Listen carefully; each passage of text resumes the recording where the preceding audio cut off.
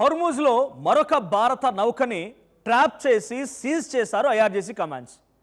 Hormuz వెంట వచ్చేటువంటి నౌకలని, అది కూడా భారత నౌకల్ని ఫ్రీగా వదిలేస్తాము, వాళ్ళకి ఫ్రీ ప్యాసేజ్ ఉంటుందని చెప్పిన ఇరాన్ మళ్ళీ భారత నౌకని సీజ్ చేసింది. దాన్ని మళ్ళీ ఇరాన్ పోర్ట్ దగ్గర బంధించేసింది. సో ఎందుకు ఇది చేయాల్సి వచ్చింది, ఎందుకు చేసింది అంటే కనుక ఇది నావిగేషన్ తప్పించుకునే ప్రయత్నం చేస్తుందని ఇరాన్ చెప్తున్నమాట.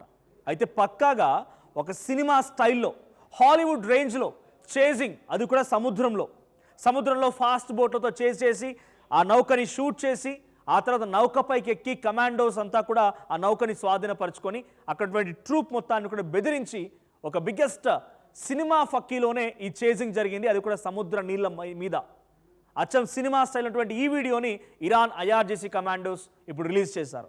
ఆ వీడియో ఏంటో ఇంటర్వ్యూలో చూద్దాం. వెల్కమ్ టు ఆర్టీవీ, నేను మీ జర్నలిస్ట్ మనోజ్. ఒకసారి మీకు ఆ వీడియో చూపిస్తాను. అచ్చం హాలీవుడ్ రేంజ్ మాదిరిగా ఆ గ్రాఫిక్స్, ఆ సముద్రం మీద ఆ స్పీడ్ బోటింగ్ చేసిన విజువల్స్ మనకు కనబడుతున్నాయి. ఇది స్పీడ్ బోట్, ఇది ఎంఎస్సి. సో మెడిటేరియన్ షిప్పింగ్ కంపెనీకి సంబంధించిన ఒక నౌక, అతిపెద్ద లార్జ్ షిప్ ఇది. సో ఇదొక షిప్, ఇది శ్రీలంకకు వెళ్తోంది.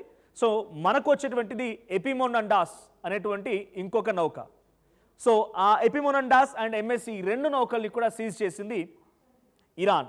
సో ఇక్కడ కారణం చెప్తున్న మాట ఏంటంటే, ఫస్ట్ చూడండి వీడియోలో మెల్లగా ఆ బోట్తో చేజ్ చేశారు, ఫైరింగ్ చేశారు. ఆ తర్వాత అక్కడటువంటి నిచ్చెన సహాయంతో దాన్ని పైకెక్కే ప్రయత్నం చేశారు. ఫేస్కి మాస్కులు, వెనకాల వాళ్ళ భుజానికి గన్స్. పక్కాగా ఒక హాలీవుడ్ సినిమా రేంజ్లో ఈ విజువల్స్ కనబడుతున్నాయి.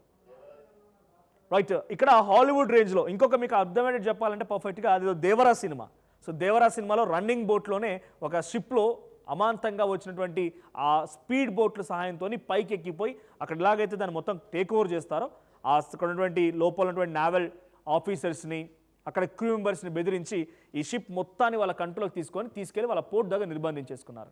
సో చూడండి స్పీడ్ బోట్ ఎలా వెళ్తుందో. ఈ వీడియో మొత్తం రిలీజ్ చేసింది ఇరానే. ఐఆర్జీసీ కమాండోస్ ఇలా వెళ్ళారని చెప్పి ఇది ఎపిమోనండాస్, మన ఇండియాకు వచ్చేటువంటి ఇంకొక నౌక. ఈ రెండు నౌకలు కూడా సీజ్ చేసింది. సో ఈ రెండు నౌకలు ఏంటి, ఎందుకు ఈ నౌకల్ని సీజ్ చేసిందని చెప్పేటువంటి కారణం చెప్తే, వాళ్ళు నావిగేషన్ని తప్పించుకొని వెళ్తోంది, మా నావిగేషన్ తప్పించుకొని వెళ్తోంది, మా రూల్స్ అతిక్రమించి వెళ్తోంది, కాబట్టి మేము వీటిని ట్రాప్ చేసామనేది ఇరాన్ చెప్తున్నమాట. సో ఒకసారి రెండు నౌకలు చూద్దాం. సో ఫస్ట్ ఎపిమోనండాస్. సో పీసీఆర్ ప్లే చేయండి. సో ఫస్ట్ దాంట్లో అసలు ఈ ఎపిమోనండాస్ అంటే ఏంటి అని అంటే, ఇది నౌక అటు దుబాయ్ నుంచి గుజరాత్ పోర్టుకు వస్తాం. First graphics please. సో దాంట్లో వెళ్ళేటువంటి ఎపిమోనండాస్, తర్వాత లైబీరియా జెండా ఉంది. అయితే ఈ పడవ పైన జనరల్గా ఇండియన్ ఫ్లాగ్ ఉన్నటువంటి షిప్స్ మేము అలౌ చేస్తామని ఇరాన్ చెప్పుకొచ్చింది. కానీ ఈ షిప్ ఇండియాకి వస్తున్నప్పటికీ దానిపైన ఇక్కడ ఏముంది, లైబీరియా జెండా ఉంది. లైబీరియా జెండా ఉండడంతోనే దీన్ని స్వాధీనపరుచుకున్నామనే రకంగా ఇరాన్ చెప్తోంది. బట్ ఇండియాకి వెళ్తున్న విషయం క్లియర్గా తెలుసు. అక్కడ ఉన్నటువంటి క్రూ మెంబర్స్ అడిగినా, దాని రూట్ చెక్ చేసినా, దాని నావిగేషన్ చెక్ చేసినా కూడా ఇండియా వైపే ఉంటుంది. ఎక్కడి నుంచి వస్తుంది స్టార్టింగ్ పాయింట్ అంటే యుఏఈ దుబాయ్లోని జబెల్ అలీ పోర్ట్ నుంచి వస్తుంది. జబెల్ అలీ పోర్ట్ నుంచి వస్తుంది. ఎండింగ్ డెస్టినేషన్ పాయింట్ వచ్చేసి గుజరాత్లోని ముండ్రా పోర్ట్. ఈ కంటైనర్ షిప్లో ఏమొస్తుందని అంటే ఎలక్ట్రానిక్ గూడ్స్ వస్తున్నాయి, కన్జ్యూమర్ గూడ్స్ వస్తున్నాయి, చాలా పెద్ద మొత్తంలో అక్కడ ఆటోమేషన్ టూల్స్ వస్తూ ఉన్నాయి. సో మొత్తంగా ఇది consumer goods and automation tools, vehicles సంబంధించినటువంటి స్పేర్ పార్ట్స్. సో ఇది అతిపెద్ద నౌక. సో ఈ నౌకలో వచ్చేటువంటి వస్తువులవి, అది starting point Dubai and ending point వచ్చేసి గుజరాత్లోని ముండ్రా పోర్ట్. సో అచ్చ సినిమా ఫక్కీలో జరిగినటువంటి ఈ బోట్ చేజింగ్ ఇలా జరిగింది. సో దాంట్లో ఉన్న ఐటమ్స్ ఇవి. సో ఎక్కడి నుంచి వస్తుందో నెక్స్ట్ ప్లే చేయండి. సో దీంట్లో ఇది ఇక్కడ ఎగ్జాక్ట్ పాయింట్ హోల్డ్. సో ఇక్కడ ఎగ్జాక్ట్ పాయింట్ ఆల్మోస్ట్ ఆల్ ఇరాన్కి వెస్ట్లో ఒక 17 కిలోమీటర్స్ దూరంలో ఇది ఇరాన్, ఇటువైపు ఇది ఓమన్, ఇదంతా కూడా అక్కడ ఉన్నటువంటి ఇరాన్ భాగంలోకి సంబంధించినటువంటి ప్రాంతం. ఇదంతా కూడా గల్ఫ్ కంట్రీస్ ఉంటాయి ఇటు. సో ఇక్కడ ఉన్నటువంటి ఇరాన్కి వెస్ట్ సైడ్లో 17 కిలోమీటర్స్ దూరంలో ఇది ఎపిమోనండాస్ అనేటువంటి ఈ నౌకని క్యాప్చర్ చేశారు. సో ఇది ఎక్కడ ఇప్పుడు బందర్ అబ్బాస్ ఇరాన్లో దీన్ని యాంకర్ చేసి పెట్టి ఉంచారు. అంటే దాన్ని అక్కడ హోల్డ్ చేసి పెట్టి ఉంచారు ఆ పోర్ట్లో. దీన్ని క్యాప్చర్ చేసి ఐఆర్జీసీ కమాండ్స్ తీసుకెళ్ళి వాళ్ళు స్వాధీనపరుచుకొని వాళ్ళ కంట్రోల్లో పెట్టేసుకున్నారు ఇప్పుడు దీన్ని. సో దాని రూట్ కూడా చూపిస్తాను మీకు, రూట్ మ్యాప్. సో నెక్స్ట్ ఇక్కడ వరకు వచ్చింది. యాక్చువల్గా ఇటు దుబాయ్ నుంచి ఇక్కడ నుంచి ఈ చిన్న టిప్ కనిపిస్తుంది, ఇక్కడ నుంచి స్టార్ట్ అయింది. ఇది ఇక్కడ నుంచి ఇక్కడ వరకు వచ్చిన తర్వాత ఇరాన్ క్యాప్చర్ చేసిన దాన్ని, అది యాక్చువల్ రావాల్సిన రూట్ ఇక్కడ నుంచి టువర్డ్స్ గల్ఫ్ ఆఫ్ ఒమన్ నుంచి అరేబియన్ సముద్రం మీదుగా ఇక్కడ గుజరాత్ వరకు రావాల్సి ఉంటుంది. గుజరాత్ ముండ్రా పోర్ట్ వరకు రావాల్సి ఉంటుంది. అది దీంట్లో వచ్చే మెటీరియల్ మొత్తం కూడా కన్జ్యూమర్ గూడ్స్. ఇది ఫస్ట్ షిప్ ఇండియా వైపు రావాల్సింది. దాని మీద లైబీరియా జెండా ఉంది కాబట్టి నావిగేషన్ మిస్ అయింది కాబట్టి మేము క్యాప్చర్ చేస్తామంటున్నారు. బట్ వాళ్ళకి తెలుసు ఇది ఇండియాకి వెళ్తున్న విషయం. నెక్స్ట్ శ్రీలంకకు వెళ్తోంది. సో ఇది ఎపిమెండోస్ సంబంధించిన ఆ నౌక. ఇవన్నీ దాంట్లో ఉన్నటువంటి కన్జ్యూమర్ గూడ్స్, ఎలక్ట్రానిక్ గూడ్స్ అన్నీ కూడా ఈ కంటైనర్లో దాచి ఉన్నాయి. సో కంటైనర్ సంబంధించిన నౌక ఇది. నెక్స్ట్ సెకండ్ షిప్ వచ్చేసి ఎంఎస్సి ఫ్రాన్సెస్కా. ఎంఎస్సి అంటే ఇందాక చెప్పినట్టుగా Mediterranean shipping company. So Francesca అనేది అతిపెద్ద నౌక దాంట్లో. సో దీనిపైన పనామా జెండా ఎగరవేశారంట ఈ నౌక పైన. ఇది ఎక్కడికి వెళ్తోంది? శ్రీలంకకు వెళ్తోంది.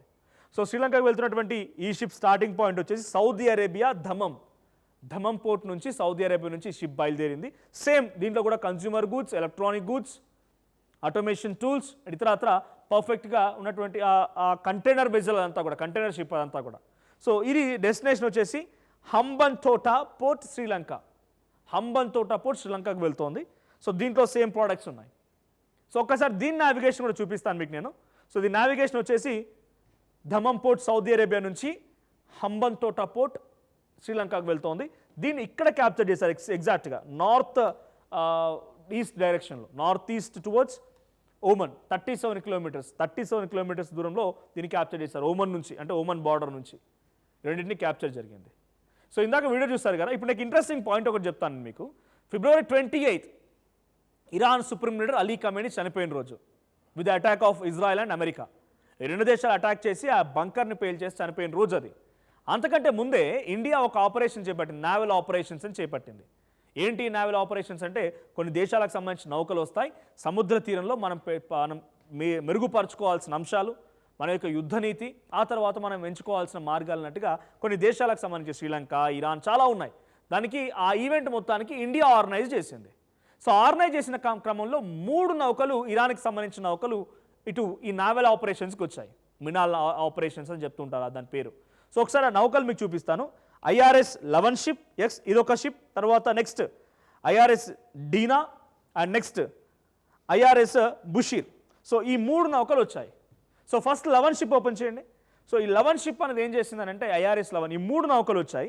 నౌకలు వచ్చి ఇక్కడ నావల్ ఆపరేషన్స్ పూర్తి చేసుకొని తిరిగి వెళ్తూ ఉంటే అప్పుడే ఆల్రెడీ అలీ ఖమేనీని హంతమొందించారు కాబట్టి అప్పటికే ఇన్ఫర్మేషన్ వచ్చేసింది ఇండియాకి, శ్రీలంకకు వచ్చేసింది. ఏమని? ఇరాన్ అలీ ఖమేనీ చనిపోయాడు. సో ఈ నౌకలు తిరిగి ఇరాన్కి వెళ్లాల్సి ఉంది. సో ఇన్ బిట్వీన్గా అమెరికా గస్తీ కాసుకొని కూర్చుంది అరేబియన్ సీ దగ్గర. ఏ క్షణమైనా తమ దగ్గర యుఎస్ఎస్ వార్ షిప్స్తో ఈ నౌకల్ని పేల్చేస్తుంది, ఈ నౌకల్ని పూర్తిగా భస్మం చేస్తుందని చెప్పి అమెరికా ఇంటెలిజెన్స్, అంటే ఇరాన్ ఇంటెలిజెన్స్ నిఘా వర్గాల మేరకి వాళ్ళకి సమాచారం అందింది. సో ఈ లవన్ షిప్ అనేది కానీ డీనా కానీ అటువైపు నుంచి ఇంకోటి ప్రమాదంలో ఉన్నాయని చెప్పడం జరిగింది. సో దీంట్లో నెక్స్ట్ డీనా షిప్ ఓపెన్ చేయండి.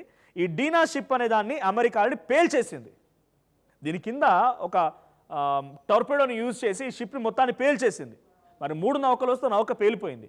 వెంటనే సహాయార్థం ఇండియాని శ్రీలంకని కోరడంతో ఐఎస్ఎస్ లవన్ షిప్, ఒకరు ఓపెన్ చేయండి లవన్ షిప్ది, ఐఆర్ఐఎస్ లవన్ షిప్. ఈ లవన్ షిప్ని కొచ్చి పోర్ట్ దగ్గర ఇండియా దీన్ని సేవ్ చేసే ప్రయత్నం చేసింది. నువ్వు సమస్యలో ఉంటే ఇరాన్ ఈ నౌకని సేవ్ చేసింది. దీంట్లో ఇంకేదైనా ఉండొచ్చు, దీంట్లో ఆయుధాలే ఉండొచ్చు, లేకపోతే ఇది ఇంత ప్రమాదమైన కావచ్చు, ఏమైనా కావచ్చు. మార్చ్ 4న పర్మిషన్ ఇస్తే ఈ కొచ్చికి ఈ షిప్ వెళ్ళి అక్కడ పోర్ట్లో ఉంది. మేబీ అప్ టు నౌ ఇంకా అక్కడే ఉందేమో, నో పర్ఫెక్ట్ అఫీషియల్ ఇన్ఫర్మేషన్ ఎక్కడ లేదు. బట్ ఆ రోజు మాత్రం దీన్ని ఆ రోజు కాపాడింది భారత ప్రభుత్వం, భారత్ కాపాడింది. ఈ షిప్ని కొచ్చి పోర్ట్ దగ్గర, కేరళ దగ్గర ఉండడానికి పర్మిషన్ ఇచ్చింది. కట్ చేస్తే ఇటు ఇంకొక షిప్ ఐఆర్ఐఎస్ బుషీర్, ప్లే చేయండి. ఐఆర్ఐఎస్ బుషీర్ కూడా సేమ్ అరేబియా సముద్రంలో వస్తున్న సమయంలోనే ఈ షిప్ని కూడా అమెరికా టార్గెట్ చేస్తుంది. కాబట్టి శ్రీలంకను రిక్వెస్ట్ చేస్తే శ్రీలంక ఐఆర్ఎస్ బుషీర్ ఈ షిప్ని శ్రీలంక పోర్ట్ దగ్గర సేవ్ చేయడానికి అవకాశం ఇచ్చింది. శ్రీలంక పోర్ట్ దగ్గర ఇది పోర్ట్ చేస్తుంది, అక్కడ హ్యాంగ్ చేసి దీన్ని సేవ్ చేశారు.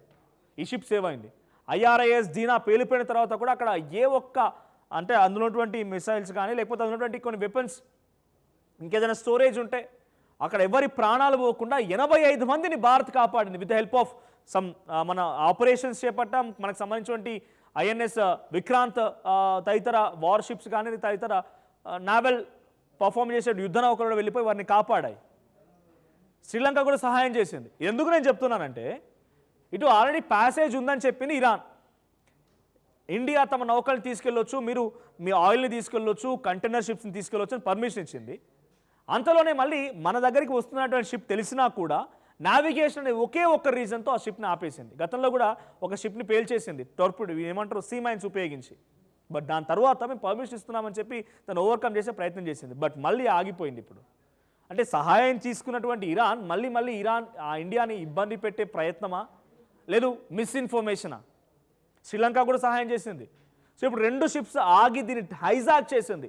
స్ట్రైట్ ఆఫ్ హార్ముజ్లో ఇంతలా ఇరాన్ హైజాక్ చేసి వీటిని పట్టుకున్నటువంటి ఏకైక షిప్ ఇండియాది అండ్ శ్రీలంకది మాత్రమే. 2 మాత్రమే పట్టుకుంది ఈ ఓవరాల్ యుద్ధం జరుగుతున్న తరుణంలో. గతంలో ఎక్కడ కూడా హైజాక్ చేసి ఈ మాదిరిగా వచ్చి చేసేసి పట్టుకున్న దాఖలాలు లేవు. 2 షిప్స్ ఇండియా అండ్ శ్రీలంక, ఇండియాది ఒకటి, శ్రీలంకది ఒకటి. గతంలో ఇరాన్కి సంబంధించిన నౌకల్ని ఇండియా శ్రీలంక 2 కాపాడుకొచ్చాయి. కానీ ఇప్పుడు అవి మాత్రమే సమస్యలు ఎదుర్కొన్నాయి. ఇక అక్కడ దాన్ని యాంకర్ చేసి పెట్టారు, దాన్ని హోల్డ్ చేసి పెట్టారు బికాజ్ కదలకుండా. మరి ఇరాన్ దీన్ని క్లియరెన్స్ ఇచ్చి పంపిస్తుందా? దీనిపైన ఇండియన్ గవర్నమెంట్ రియాక్షన్ ఏమి ఉండబోతోంది ఏంటనేది చూడాలి. బట్ యాజ్ ఆఫ్ నౌ అక్కడ వచ్చేటువంటి ఆ ఓవరాల్ కన్జ్యూమర్ గూడ్స్ ద్వారా కొన్ని Indian based companies as like Reliance కానీ, లేకపోతే కొన్ని ఎలక్ట్రానిక్ గూడ్స్ సంబంధించిన కంపెనీస్ కానీ, ఆటోమేషన్కి సంబంధించిన టాటా, ఇటువంటి కంపెనీస్కి కొంత ఎక్కువ ట్రాన్సిట్ ఉందంట ఈ షిప్స్లో. వీటిపై కొంత ప్రభావం పడే అవకాశం ఉందంటున్నారు. బట్ యాజ్ ఆఫ్ నౌ ఇంకా క్లియరెన్స్ రాలేదు. 48 hours అవుతోంది, సుమారుగా 24 to 48 hours అవుతోంది ఈ షిప్స్ని అక్కడ యాంకర్ చేసి. మరి వీటి క్లియరెన్స్ వస్తుందా, వదిలేస్తారా? ఇంకా స్ట్రైట్ ఆఫ్ హార్ముజ్ గుండా ఇండియాకి రావాల్సిన నౌకలకి పర్మిషన్ ఉంటుందా లేదా అనేది చూడాలి. సో ఇప్పుడు ఇరాన్ ఇండియాని వెన్నుపోటు పొడిచింది అనుకోవాలా ఈ దెబ్బతో? సో మీ అభిప్రాయం ఏంటి? కామెంట్ చేయండి.